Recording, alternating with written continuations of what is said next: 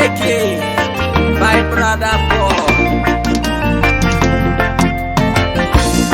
My Yedeke la pedo, Yedeke la pedo, Yedeke la pedo. Be my soldier, Papa.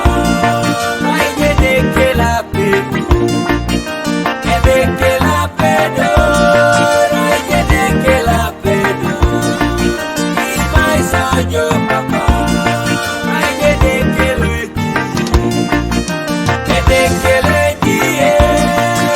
Yedeke la Be my soldier, Papa. My Yedeke la Yedeke la Yedeke la Be my soldier, Papa.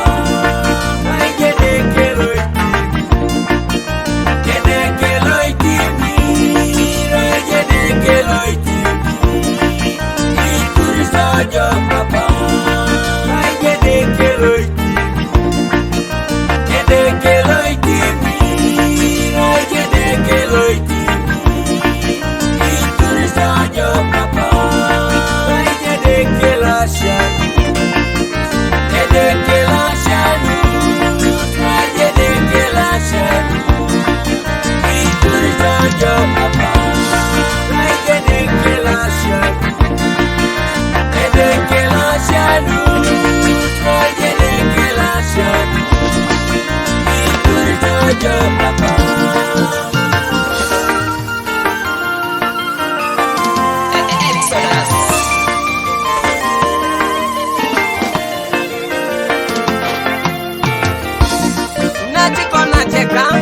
Ekoto jamu no kinedeke ne jabio to my lip ka ainga mami tomorrow.